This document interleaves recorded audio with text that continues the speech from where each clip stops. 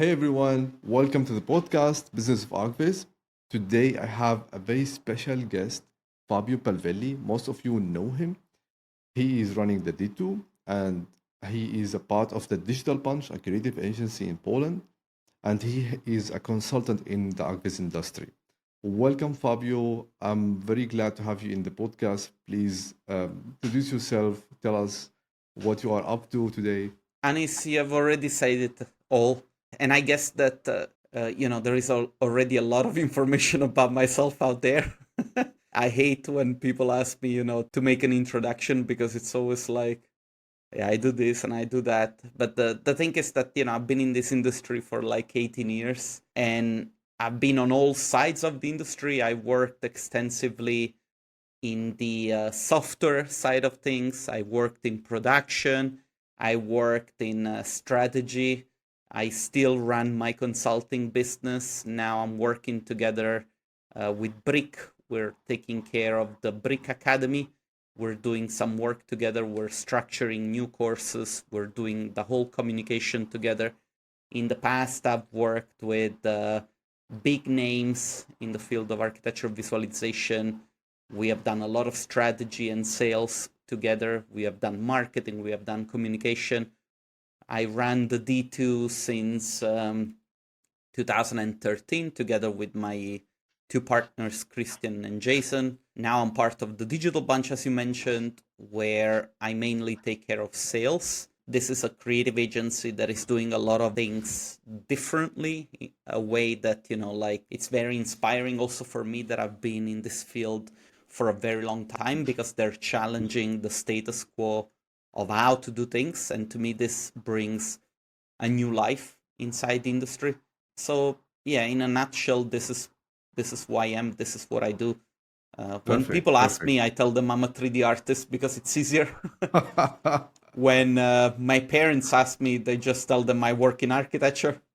My dad is always concerned whether or not I have money. Yeah. Yeah, perfect. I would like to know more about the D2. I mean, for me, as someone who, I'm also old in the industry. I hear a lot about the D2. I see a lot of pictures. I have never been there. I will be there this year. Yeah. I would like to know more about the start of the D2. So So, the how did you D2 start? it started out in 2013, Mm-hmm, and the goal is that I just finished studying, mm-hmm, maybe a couple of years that I finished studying, and I was working in a company. We were doing catering, mm-hmm, but I was a 3D artist there. I was a designer who could also do 3D art, and mm-hmm, we were visualizing all sorts of like events, weddings. We did a lot of like the UEFA, the football thing. We did the mm-hmm, Formula One. We did bar mitzvah or like of like super rich Russian uh, oligarchs. We did all kind of things, and we were actually making the renderings for these events, mm-hmm, which was very weird and different, for me because I was coming from the architecture side of things, and I started out by making images of buildings. And so, this was a brand new world. Bear in mind that back then we did not have assets, we did not have a lot of mm-hmm, the tools that we have today. So there was a lot of creativity that was going on all the time. We had to be very fast because, like, we had to prototype and render everything that we were doing. So the pipeline was a very weird one. We had like Rhino with V-Ray, and then we had a little bit of like 3ds Max because of the fact that in Rhino you did not have a lot of the assets, furniture, and so on mm-hmm. and so forth. So there was a lot of like playing around and experimenting, and trying to make things look as good as possible, although it wasn't quality work. It was design work that needed the visual aspect of it. And at the time I was a little bit lost because I really wanted to do the same images that the guys from uh, Mir or Luxigon were making. And so I Mm-hmm. was like, how do I learn? Because I used to live in Vienna. And so one thing that probably people don't know is that before studying architecture, well, around the time of me studying architecture, I started out one of the uh, biggest blogs and community for digital design that existed in the beginning of all these new websites like ArcDaily and Bustler and so on and so forth. Mhm. It was called 3D Dreaming, and it was all about digital architecture. And I Mhm. had a blog, and this blog, people could read articles, and there was a lot of information that I was sharing, tutorials and things like that. Mhm. And so because of that, I could reach a lot of people. I think that the group at one point had like 60,000 followers on Facebook, I think. So, I could reach a lot of people. I could, exchange ideas with people all over the world. And one of the first things that I started to do was, because I could not really speak German when I moved to Austria, was to teach workshops to people that wanted to learn things like Rhino, Grasshopper, V-Ray. First, I was the one teaching, and then Mhm. slowly, I started to hire people. So we would invite tutors from all over the world. We would Mhm. organize these workshops, and people would come also from all over the world. But then in 2013, I was like, I really wanted to get serious about architecture visualization. Mhm. So I, at the time, I was working with Christian. Christian was one of my partners. He was the one giving me some of the workshops that I could go and teach. And I said to him, look, what if we make a small conference where we can actually invite all the people, the best people, and maybe we can learn from them, and then we can start our own visualization studio. And that was in 2013. We did that. We organized the first event. It was in summer 2013. It was very small, like 60 people came, something like that, 65. And we had the chance to meet, people like Eric de Broche, Juraj Talcik, who at the time was a big name. Mhm. Um, Other people, like talented artists that, really inspired us. And from that time on, we kept making it because it was very useful. And also, like, the most important thing is that because I was meeting all these artists, I started to get contacts with other people for collaborations and such.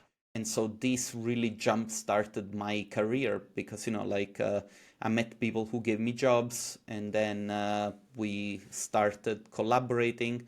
We started we built this collaboration bridge, which we still have today. Basically, Brick, we met in 2014, I think, and since then we've always been in touch. Other clients of mine, we've also met in Vienna, and because of that, we've always been in touch with each other.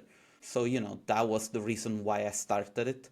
And the reason why I kept doing it was because, by being in the middle of the whole Archviz and digital design action, this kept bringing me jobs. Perfect. Perfect. So from blogging, this 3D dreaming was the 3D dream. It was 3D dreaming. 3D dreaming. Is it still active? Nah, I don't even think it's online anymore. Okay. So from 3D dreaming the blog, then you started teaching people how, I mean, more about the technical aspect of the ArcViz, how to do Rhino on, or maybe 3D Max. Then you move to making it more serious or maybe more structured with Christian, you mentioned. You started inviting people. 2013 was the first start of the D2. Now, how did you name it in as D2? I mean, that's this question. I really struggled in naming my. I mean, struggled for a long time in naming my company. But the D2 is like very short. It sticks to the Yeah, mind. No yeah. one really knows how this came, but like everyone knows what is D2. You see? So if you look at the logo it's basically a plug, Yeah. because the idea is that we create the connections, right? Oh, okay. But D2 stands for digital design. Okay, So it's okay. basically D twice, right? But Yeah. instead of calling it DD because it sounded like a brassides, we were like, no, D2. It's and a lot of people were like, at the beginning they were confusing it for 2D, and then they were like, yeah, but you only do 2D, and I'm like, no, no, no, it's called D2. Okay. Some people really look for the shortest link They read the two words, the two the one letter and the one number, but like they reorder it in their own mind. in Yeah, their I see mind. what you Yeah. mean. Yeah, perfect, perfect. That's, I mean, that's insightful, at least for me to know. I hope that's the same for the audience. So you named the company, you started the D2, you started collecting, at least being the one in between the, I would say, the instructors and everyone who is having a skill to teach and the audience who is teaching. And as you said, you started with 65 or 56, I don't remember. 65 people, I think, was the Hmm. first edition. Hmm. Actually, the reality is that the first edition was called something else. It had another name. Okay. So in theory, the D2 is not 11 years old, it's 12 years old, because one edition we did it with another partner, with which then we did not continue the partnership. Hmm. So we were in a situation where we had to find the name fast. Hmm. And already back then, I did not really like to use the word Archviz Hmm. because like I was working in Archviz, but I was doing different things. I was doing events, we were doing product visualization. So to Hmm. me, the idea of using Archviz as a word was very limiting, Hmm. and that's one of the things that we always push at the D2 to tell people, look, it's true that you are an archivist artist and that you come from architecture, but there is such a big world out there for you to explore and to experiment with that it's a little bit counterproductive to just say I do architecture and that's it. Like I'm not interested in anything else. I think it's a very limiting thing. As a matter of fact, like one of the things that I loved about Elephant Skin, which is the last company where I was working before moving to the Digital Bunch, is that they understood that like there was a magic world the moment that you look outside of architecture and you start to come up with more ideas and more things that cross pollinate. And I think that the Digital Bunch, they are extremely aware of this. And like Archviz is one of the disciplines that they do, but you cannot call them an archivist company. Absolutely not. Hmm. So let's go back to Argvis. How did this word come to life? I mean, the Argvis. I mean, each time I write Argvis, I get Grammarly saying that's wrong. What is it? Archive or what is it? The thing is, like in my world, I didn't know anything called Argvis. I knew only 3D rendering or maybe architectural visualization, illustration, because there is something in the US, the architectural illustration, something like organization together. And I remember 2016, I was reading a book about copywriting. Okay. And they said you need to meet your clients where they are. And like 16 to 18, I was in between doing the 3D, okay, and consulting, yes, no, here and there. And then I noticed that, well, the word archivist is somehow becoming more well known. Okay, and I didn't really know the origin of the word. Do you have any information? How did all that start? Yes, so I remember the first time that I started to read about archivists was in some articles from CG Architect. Okay, when they made the blog posts about marketing and sales in Argvis or the business. No, I think it was more like a word that started to be used Hmm. around, I don't know, 2006, 7, around that time. 6, 7. Oh my Yeah. God. I am completely. I wasn't. I mean, I was online, but like I really didn't know. Although they have the name CG Architect, Yeah. which I believe CG Architect was more on point um, to what we were doing. We were mostly architects. Actually, at that time, like I remember most of the articles were about, well, there were different articles, but a lot of stuff was about, the use of Revit, the use of Rhino. So it wasn't just about architectural visualization. There was this whole world of like, we prototype, and it was more for architects than for archivist people. Because, like at the time, most of the people that were doing images were actually architects that were working inside architecture offices. The offices of architecture visualization really started to emerge around 2006, 2007. There were already some offices, but not as many. But I remember it clearly because like I was sitting in an architecture office and I was the one doing all the 3D modeling and all the photo bashing and everything. And I knew that there were a couple of companies that were doing only this. The thing is that these companies were not hiring.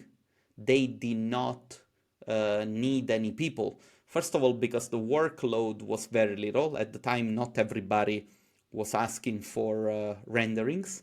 And also, like, it was very difficult for them to it was very difficult for people to go there. And so either you knew the people already from the small community, and so you would go inside because you knew somebody, but there weren't really like a lot of job posts about it, you know?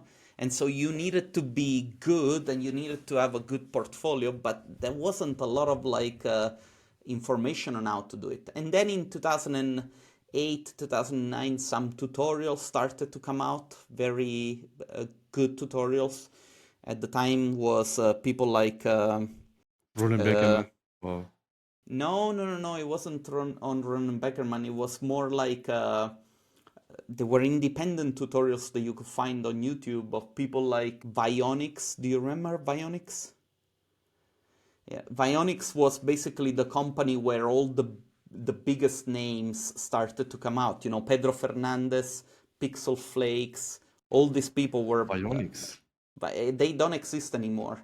Probably there is a website, but and they were the first ones that were making these tutorials. You know. Yeah, yeah, okay. Ye- Maybe I'm mistaking the time frame. Maybe it was a little bit earlier, maybe 2007, 2006. I can't remember. But anyway, the work was a lot different. You know, we were painting everything by hand. We used to export the SketchUp model and then we had to do all the textures by hand. The rendering was very raw. We did not know that there was a sun inside of a podium. You know, we did not know that there was a sky. We had no idea. Yeah, yeah. We we did not know. You It's know. very early. Uh, Okay. Yeah, I see.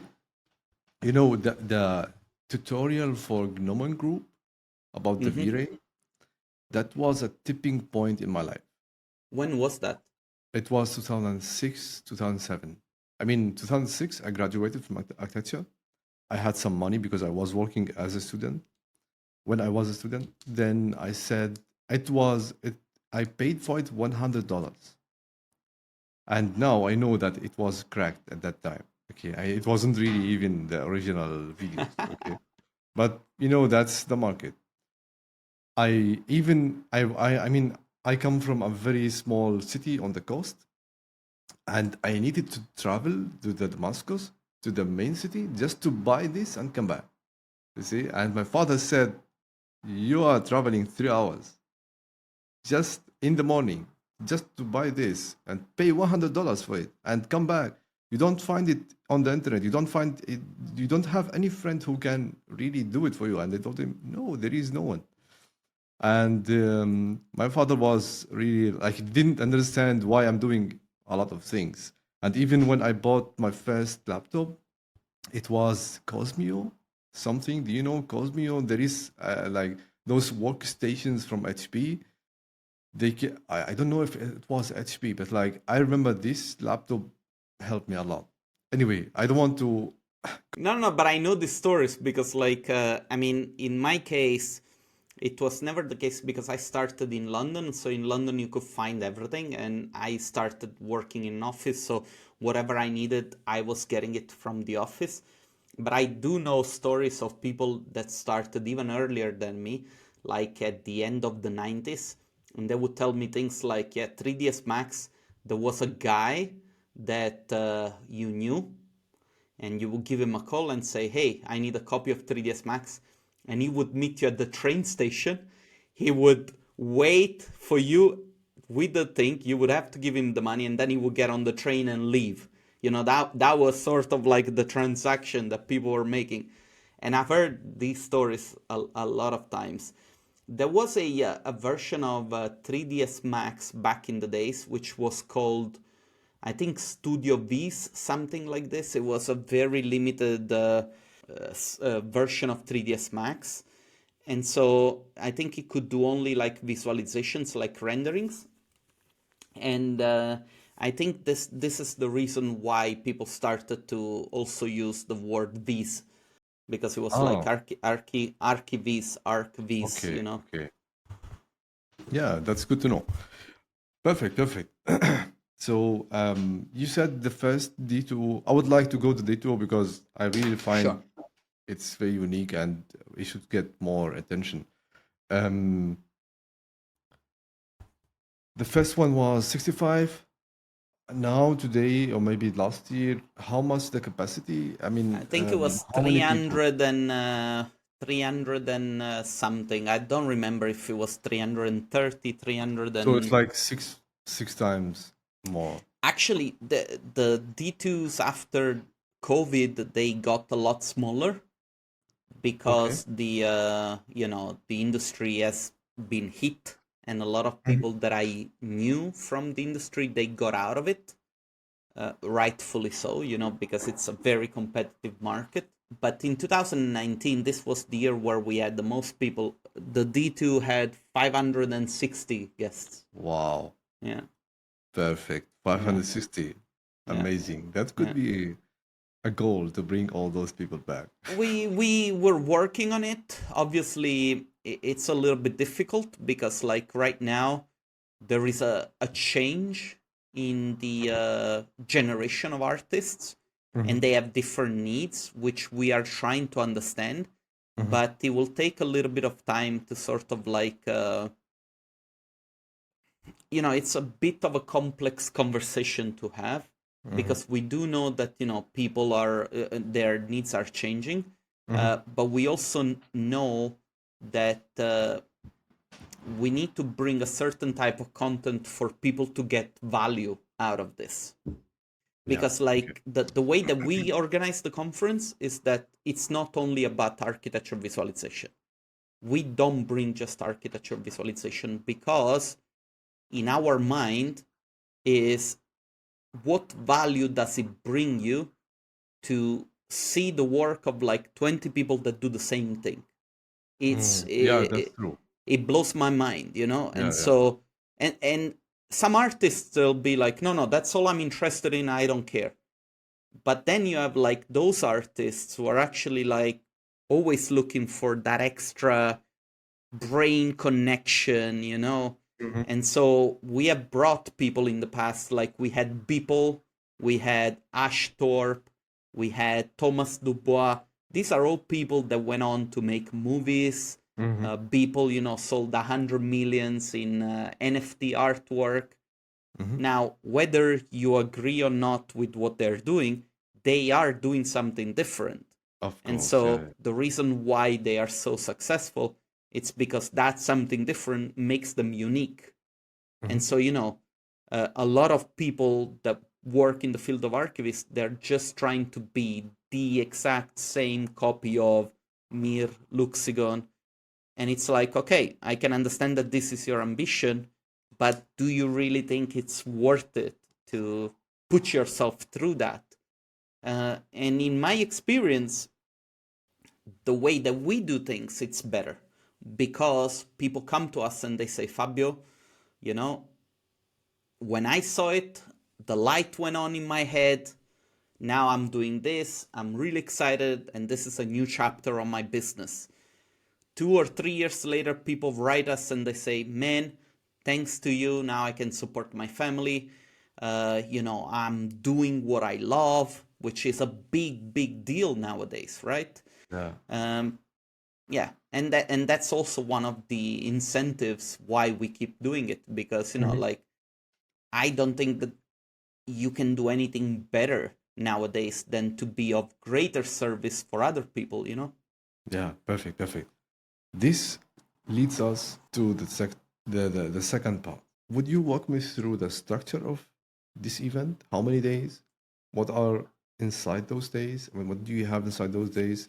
And then we can speak about someone is coming and getting out, what they get.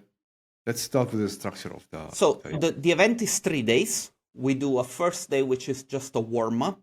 Mhm. Um, we have mainly created the third day because we have people coming from America, from Australia. So they want to travel and they want to get a little bit more value out of the trip, right? Mhm. And so during the first day, we have a couple of workshops. Mhm. One this year, you are going to hold it, so Oh, you can tell us what you're going to talk about. The other one, we're still working with the organizers, so I cannot reveal who it's going to be, but it's going to be a very interesting workshop. They always are. Then there is a little break. In the evening at around 7, we do the modeling battle. So there are two artists on stage. This year we're working with the guys from the Common Point, which is this company that makes courses. They'll provide the assets, and then these two people will have to make a rendering in 45 minutes with the assets that are given live, and wow. every 8 minutes they have to drink a shot of beer and a shot of vodka. So Perfect. it's basically a drinking game, but people get they get, it's fun. It's there is a lot of like it's a lot of fun. It's amazing. I'm looking forward to it. Then we start with the first day. This is on Friday. We have lectures until the evening, and then in the evening there is the grill party where everybody hangs around together. All the food, all the drinks, even the beer, it's all included in the price, so you don't have to buy anything. Wow. And then on That's a huge Saturday, incentive, oh yeah, of at course. least for me. Look, the idea is that if you have food and drinks in one place and people don't have to pay, you keep people together. Yeah, that's true. And Anis, I've never been shy of saying this. The D2, yeah, okay, it's a business and I have to run it as a business, but whatever we can give to people for free, we try and do it. In the past, we used to do a much better job because we had the support of like big sponsors, and so we had a lot more money that we could use to make it. Now those sponsors have basically disappeared on us, so like this falls onto the people that want to join us, and that's also the reason why the D2 got smaller, because like the price has basically doubled over the past 5 years. But this is something that we cannot, unless we were able to bring back the big sponsors. But a lot of companies, they don't care anymore. They have people locked in. You have to pay for whatever software it is, and then they're like, yeah, we don't care about anything. And it's a shame because like tools like Blender, the reason why people are using them, it's because their community focused, and they listen to the community and they work with the community, and that's why they're getting better than most other software that are out there and people pay a lot of money for. But anyway, doesn't matter. We will get to the price point and all of that. I would like to go to the day two and day three. Day three, it's basically the same as day two. The only thing is that we finish a little bit earlier, maybe an hour earlier, because a lot of people, maybe they want to fly back, or also because after 3 days of events where everybody drinks all the time, people are tired and they just want to go to bed. But that's also fine. And then the Sunday, it's free. If people are still in the city, we like to meet and go around and do a little bit of tourism. But people want to have the day to visit Vienna, so the Sunday we leave it free. Perfect, perfect. We have around 12 speakers. That's usually over the 2 days. And then we have 2 workshops, the modeling battle and free beer. Wow, the last one is the best one. Before I go even to the price or all of that, if I am a 3D artist or I am an Archviz artist, I will go there. I saw the pictures from the last 11 years. I like them. Everything is perfect.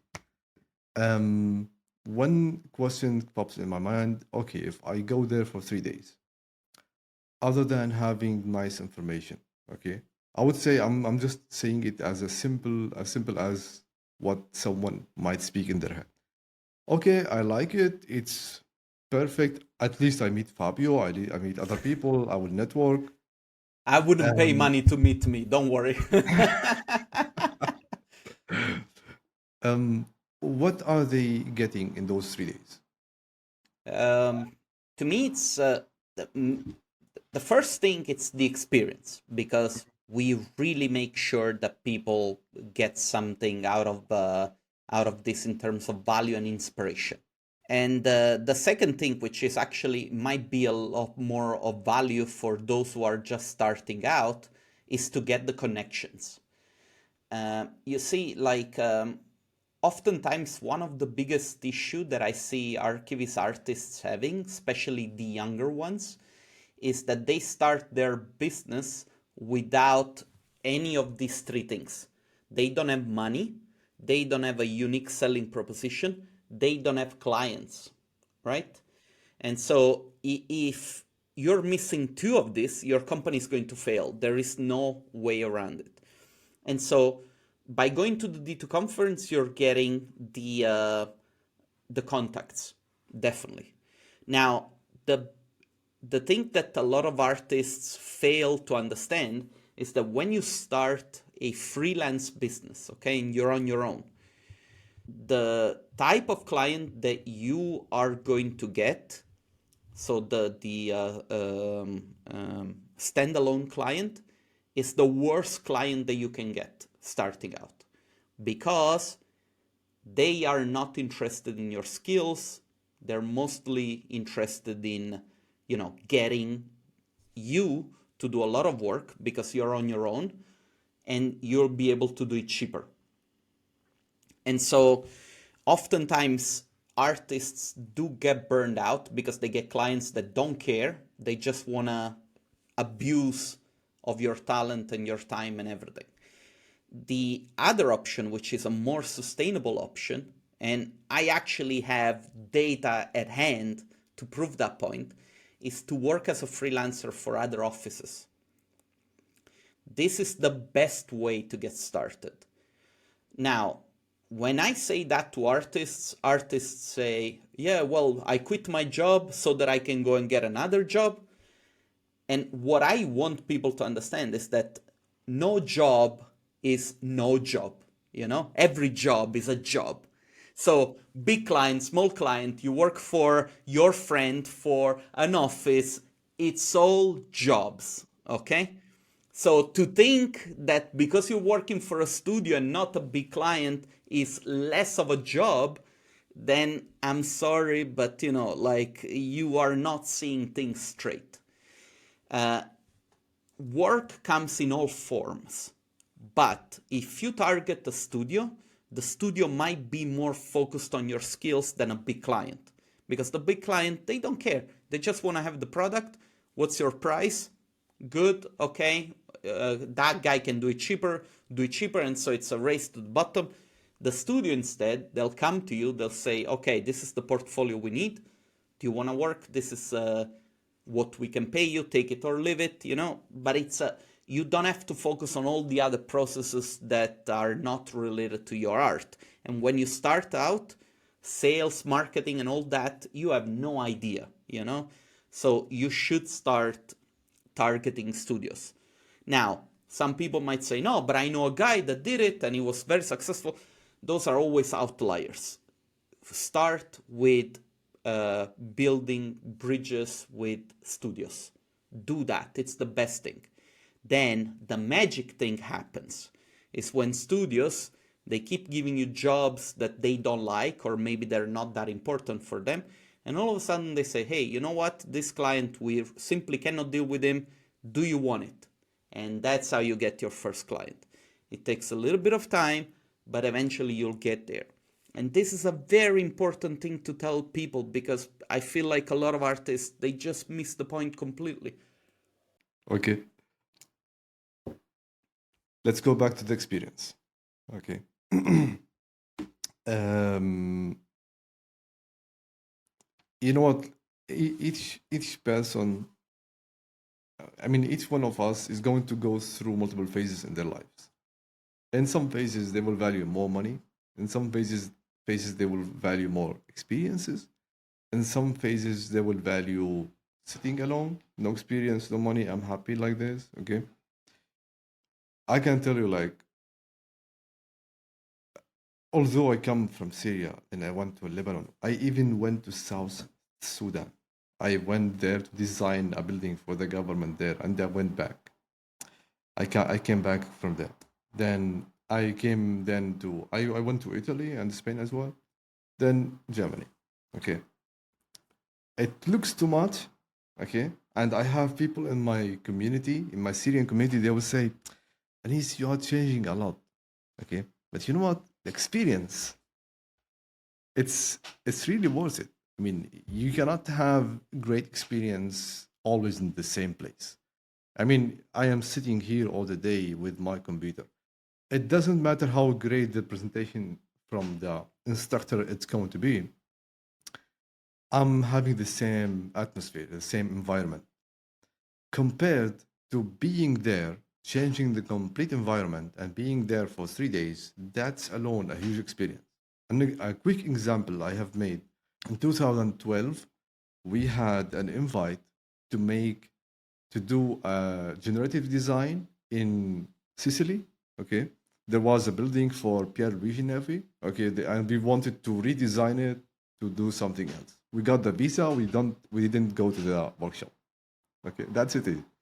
However, we went to another workshop in Barcelona. That was fantastic. We met a lot of people, and it was only for one day. It was just for generative design in landscape. I cannot compare this to having everything online.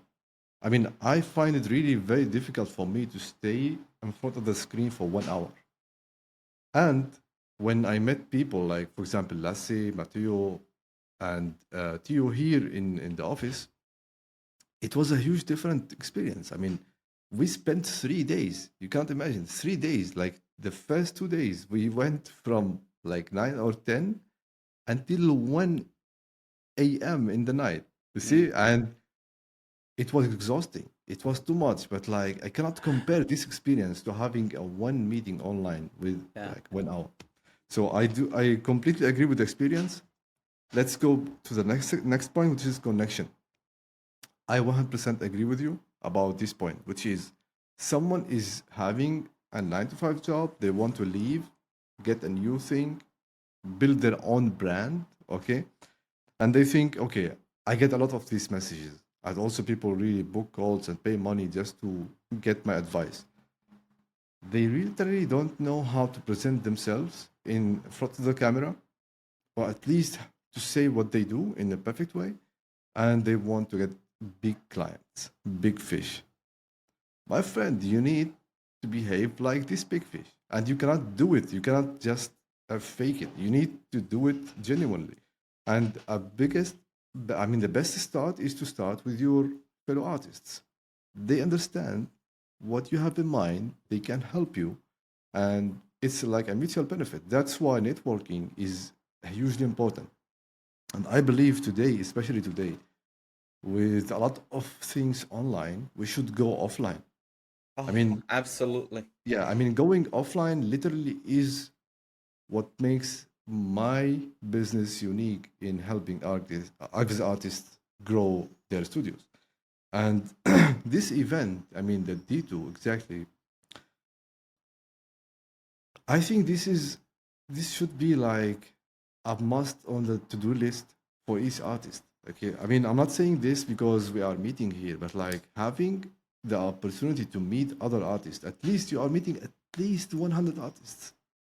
If you cannot get two, three of them as collaborators, I would say, or maybe clients as well, you won't even make it with real clients, standalone clients, as you name them. So I completely agree with you. There is one thing about freelancing. I noticed lately that the word freelancing in our industry is being used mainly for working for other RV studios and not for clients. Although in my world, I understand the freelancing is like working on your own. It's different from each one, but we should really define it freelancing for other RV artists. That's a perfect thing. Perfect. So the experience, the connections. Now, if someone is coming for those 3 days, let's say they are going to come one day before and they will stay one day after. In total, how much do you think they will spend? Okay, I know it differs on the person, their interest, where they are going, how much they are spending, but I'm just saying from my mind, is it going to be more than 2,500, 3,000 somehow? No, I think like when I go there, obviously I don't have to pay for the ticket of the D2 because I organize it. uh, the ticket of the D2 it's 420 euros, which I do Including the understand food, that it's including everything in yeah, Vienna. Yeah. it can be expensive, but basically you're getting 3 meals for free, which alone might have a value of like 120 bucks or whatever. Yeah. Um, the when I go there, I stay for a week in Vienna, and with the flight, I spend around every time maybe 900 euros. So it's around 1,500 plus. If you have extra expenses, it can come at around 2,000 euros.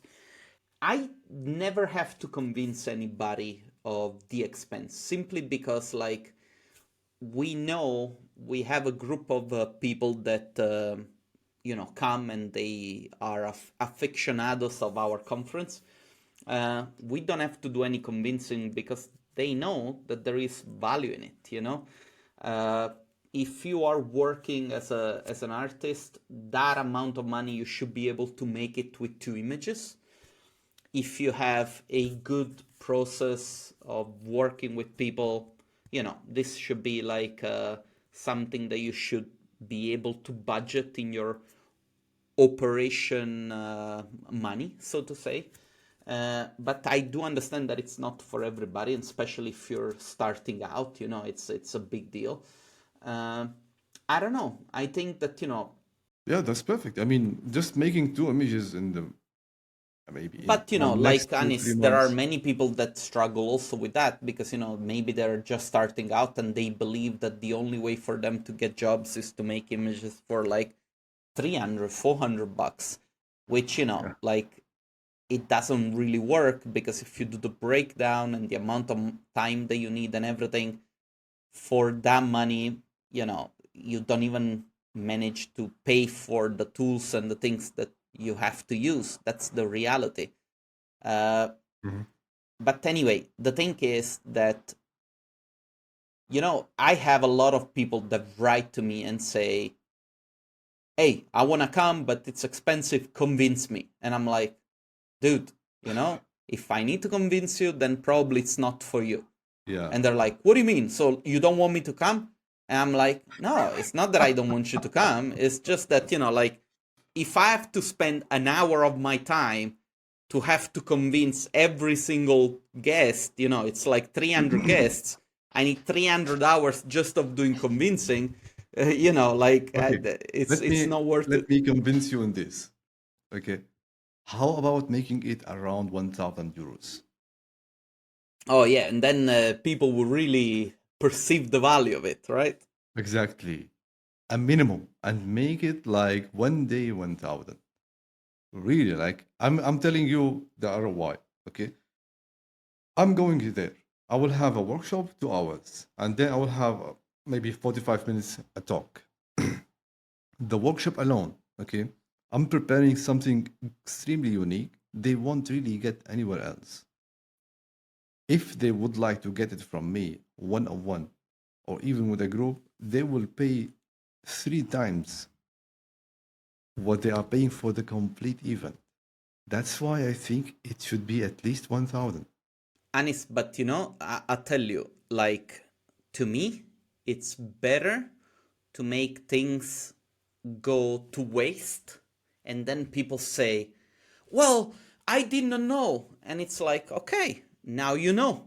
Now you get ready, and next year you make sure that you put it in your calendar, you save the money that you need, because like my goal every year is to make it better and better and better.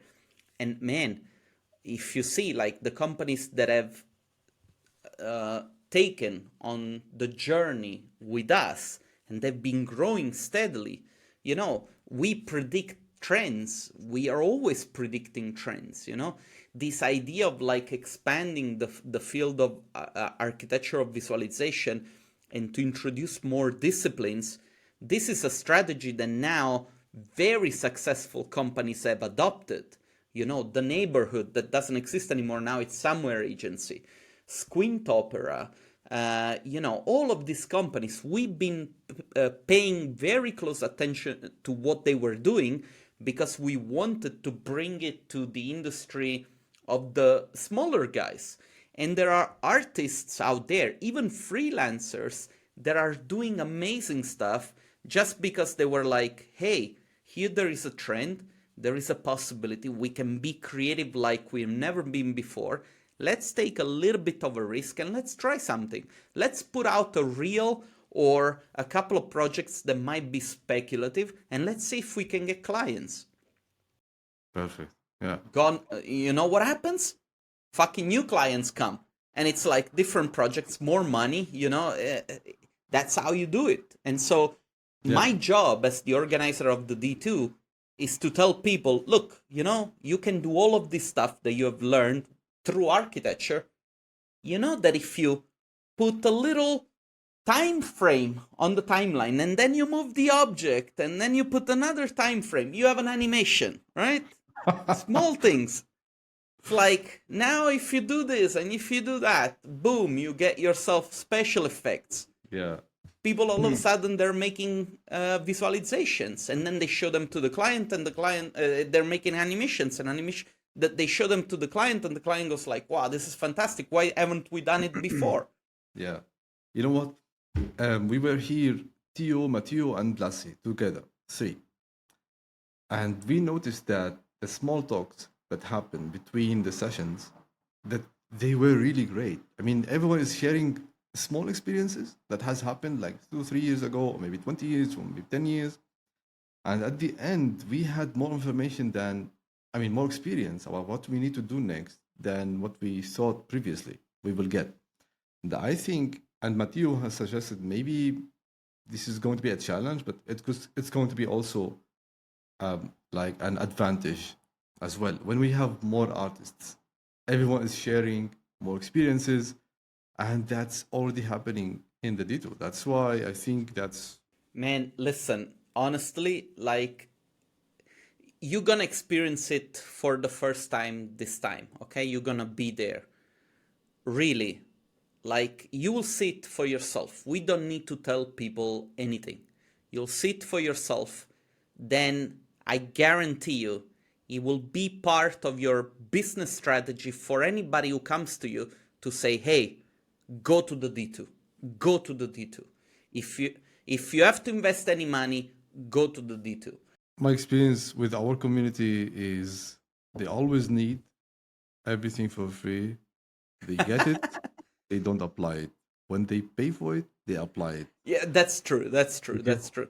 No, but So this is exactly the thing. I think that, the sweet spot with the D2 is that it's not super cheap for people not to appreciate it, but it's not too expensive for people not to be able to afford it. okay, So I see. Yeah, perfect, perfect. Um, so when it's going to happen? This is 29, 30, and 31st of August. August. Wow, the It's end of summer. upcoming, man. It's End of upcoming. summer.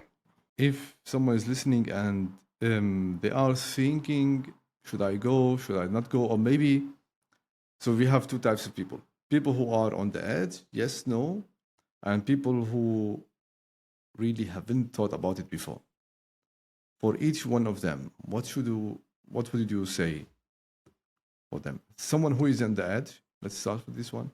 Nah, I would say, the if for 12 years the most influential people in the industry have come to us, there must be a reason. And so, uh, You had Chris Do as well once, right? we had Cristo, yeah, we organized a Okay. workshop with him. We were, the thing is that if COVID did not happen, Cristo would have been our headliner in 2020. We had already organized him to be in Vienna, but we did a workshop with him. We spent, I actually did 3 workshops with him in the past because, like, when I started to work as a consultant, he was a big figure in my path, and so I did a workshop in Milan, a workshop online, and a workshop with him that we organized ourselves. And Cristo is an amazing guy, and I think he would have been amazing at the D2 as a speaker. The reason why I cannot bring him this year is because we don't have the money that we used to have. Okay, It's okay. he's expensive for what he does, but it's understandable. You know what else I remember? There is one season you made it for free online. Yeah, Like 2 years, 2020 and 21.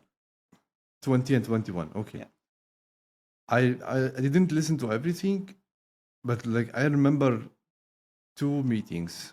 One with Elephant Skin when I heard the story of how they named the company, yeah, and one I remember for Federico when he was talking about the mental health. levels Yeah, of like how you get to the burnout, and he was extremely prepared.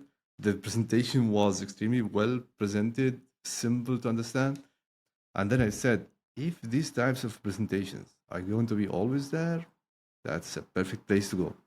yeah. Perfect. And someone who is did not really think about it yet, I would like to say to them, look, if you have any problem in getting clients, go there, practice with fellow artists. They they won't really judge you, okay? But at least you practice. That's going to be the number one benefit for you. Two is the experience, the inputs you will get from different industries that will enhance your art quiz in general. And yeah, we will meet together as well. Perfect. Fabio, that was amazing. Do you have any other things you would like to speak about the D2? And no, but I just hope, like I knew that this conversation was going to be a little bit more about the story. I don't want people to feel like we're trying to sell it to them. I want them to know that you're coming because you're going to be one of the speakers.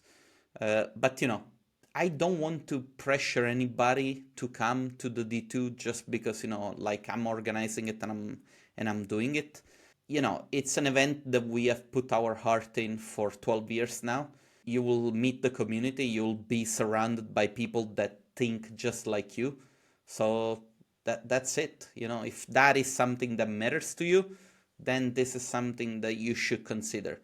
Otherwise, like life will go on anyway, but if you need for something to happen, you have to go where the things are happening. There is no way around it. Exactly. An extra word from my side. As Fabio has already said, no pressure. Okay. But I need to tell you one thing. I mean, the one who is watching. If you see this podcast this year and you think, okay, I'm not yet prepared, I will visit it next year. Okay, no worries. I'm going to be next year there. However, and Fabio, hopefully as well. We will. I think it's going to happen every year. However, the difference is 1 year. It's 12 months. You know what could happen in 12 months? You could stay in Arvis, you could leave it. No one knows. So postponing things, this like the procrastination about doing the stuff. Okay, this is something I hope for myself to find a solution to. Okay, I don't know how to make it, but I feel like anyone who will come, they won't have it again. This is a very important thing with everything. Like, this, leave aside the D2 for a second. Like, time goes by so fast, and people Amazing. Yeah. always make an excuse for not doing things, like, again, it doesn't have to be the D2, it can be anything else. But just don't think that you're not ready, or don't think that it might not be the time yet. If you have an idea and it's something that you want to do, and it's something that you've been thinking of doing for a while, just get started. Yeah. Obviously there is a context for that phrase to exist in a good, healthy way. But yeah, like, don't waste time, whatever it is. Like, even if you want to start your business as a freelancer, I am of the opinion, and this goes beyond my a lot of my beliefs.